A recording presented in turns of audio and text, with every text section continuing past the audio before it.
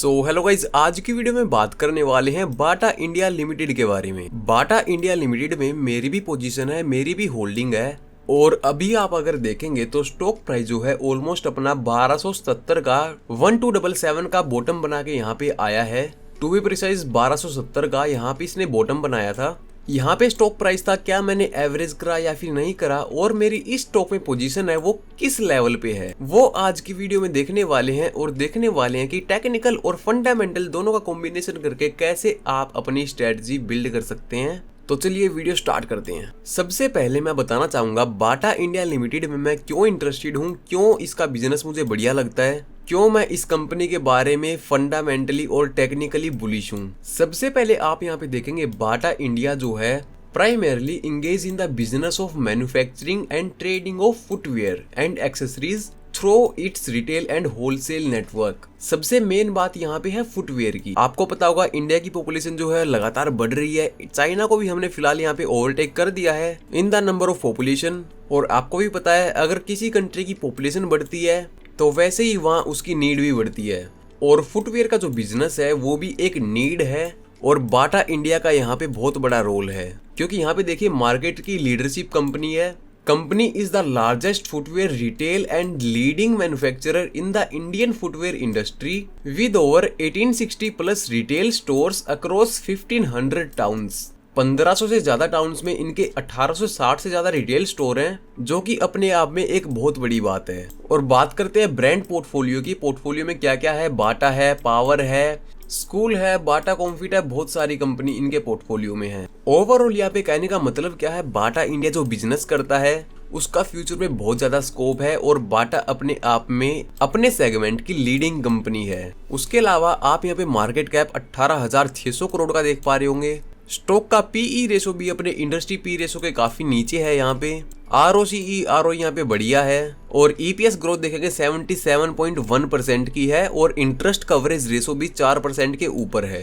तो ऐसे में कंपनी का टेक्निकली अपने लाइफ टाइम हाई को टच करना बिल्कुल लाजमी है। स्टॉक प्राइस फिर से काफी नीचे जाएगा, इसका कोई रीजन मुझे यहाँ पे नजर आ नहीं रहा है। ओके, तो थोड़ी सी टेक्निकली बात कर लेते हैं। जब कंपनी इस लेवल पे थी तो मैंने स्टॉक प्राइस में एवरेज नहीं करा। इसका रीजन क्या है, क्योंकि यहाँ पे देखिए कंपनी जो है अपने फिर से एक डिमांड जोन के आसपास आ चुकी थी। डिमांड जोन कैसे है, जब भी यहाँ पे स्टॉक प्राइस आता है बाइंग आती है, स्टॉक प्राइस आता है लगातार बाइंग आती है। यहाँ पे फिर से बाइंग आई तो मेरा यहाँ पे व्यू क्या था, स्टॉक प्राइस फिर से अपने डिमांड जोन के आसपास आ चुका है। और जो रिटेलर हैं जिनके अंदर पेशेंस नहीं होता, फ्यूचर ऑप्शन वाले जो हैं, उनको स्टॉक प्राइस यहाँ पे एक बार लिक्विडेशन मूव देने नीचे आ सकता है। लेकिन स्टॉक प्राइस ने करा क्या, अपने डिमांड जोन के आसपास आया और यहाँ पे बाइंग में चला गया। हो सकता है कि स्टॉक प्राइस फिर से अपने डिमांड जोन के आसपास आए और जो लिक्विडिटी यहाँ पे नीचे की तरफ पड़ी है, इस लेवल के नीचे की तरफ, उस लिक्विडिटी को पहले स्वीप करे, उसके बाद फिर एक बड़ी रैली दे। अगर ऐसा नहीं होता है तो कोई दिक्कत नहीं है। स्टॉक प्राइस में ऑलरेडी मेरी पोजीशन है। यहीं से स्टॉक प्राइस अगर अपने लाइफ टाइम हाई के आसपास फिर से जाता है तो एक अच्छा खासा रिटर्न मुझे यहाँ पे दे के जाएगा। अगेन ये स्टॉक मार्केट है, जितनी आपको नॉलेज होगी इस चीज की टेक्निकल की और फंडामेंटल की, उतना ही आपके लिए अच्छा होगा। लेकिन हर बार ऐसा नहीं होगा कि जो भी आप सोचोगे वैसे ही स्टॉक प्राइस आपके अकॉर्डिंग चले।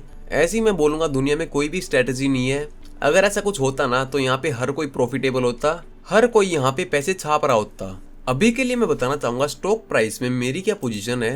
तो यहाँ पे आप देख पाओगे 28 जून को मैंने जो है थोड़े से शेयर लिए थे बाटा इंडिया के। बाटा इंडिया यहाँ पे है, मैंने किस भाव में लिया था, 1477। फिर थोड़ा सा नीचे आया 23 सितंबर को, मैंने यहाँ पे थोड़ा सा और ऐड करा 1428 पे। उसके बाद स्टॉक प्राइस और नीचे आया, मेरे को लगा था यहाँ पे लिक्विडेशन मूव देने नीचे जाएगा तो मैं ऐड करूंगा, लेकिन ऐसा नहीं हुआ। स्टॉक प्राइस वहीं से बाउंस बैक कर गया। कोई दिक्कत नहीं है, जा रहा है जाने दो, भागेगा तो कुछ ना कुछ रिटर्न ही देके जाएगा। फिलहाल यहाँ पे बात कर लेते हैं स्टॉक प्राइस में मैं क्या करना चाहूंगा अभी के टाइम पे, जहाँ पे स्टॉक प्राइस अभी चल रहा है 1448 पे। तो मैं चार्ट को थोड़ा सा जूम करना चाहूंगा। यहाँ पे आप देख पाएंगे स्टॉक प्राइस जो है फिर से अपने शॉर्ट टर्म वाले रेजिस्टेंस एरिया के अंदर आ चुका है। ये एरिया जो मैं मार्क कर रहा हूँ आप देख पाएंगे, ये एक स्ट्रॉन्ग रेजिस्टेंस का एरिया है। यहाँ पे मैं कोई भी नई पोजीशन नहीं बनाने वाला, एवरेज नहीं करने वाला। मैं एवरेज कब करूंगा, या तो स्टॉक प्राइस फिर से इसी लेवल पे आएगा या फिर स्टॉक प्राइस इस लेवल को ब्रेक करके नीचे का मूव देगा, उस टाइम पे मैं एवरेज करने में इंटरेस्टेड रहूंगा, ना कि इस लेवल पे जहाँ पे स्टॉक प्राइस अपने टॉप के आसपास है, अपने रेजिस्टेंस के आसपास है। ये स्टॉक मार्केट है, इसमें आपको बियर ट्रेंड को अपना फ्रेंड बनाना होता है, ना कि एक बुलिश ट्रेंड को।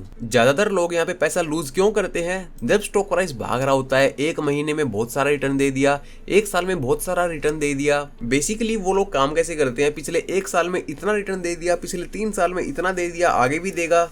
टॉप पे जाके वो लोग बाय करते हैं और फिर ट्रैप हो जाते हैं। वो फ्रेश पोजीशन यहाँ पे बनाते हैं टॉप पे। जब स्टॉक प्राइस नीचे आता है तो अपनी पोजीशन यहाँ पे काटते हैं। जो पैसा वो लूज करते हैं वो किसके हाथ में जाता है? वो जाता है एक बड़े प्लेयर के हाथ में, एक स्मार्ट इन्वेस्टर के हाथ में। ये स्टॉक मार्केट में काम करने का सही तरीका नहीं है। मैं स्टॉक मार्केट में प्रॉफिटेबल कैसे हूँ? जो अच्छा स्टॉक मुझे नीचे लेवल पे मिलता है, जिसकी वैल्यूएशन अच्छी होती है, स्टॉक प्राइस सस्ता होता है, उसमें मैं इंटरेस्टेड होता हूँ, उसमें फ्रेश पोजीशन बनाता हूँ।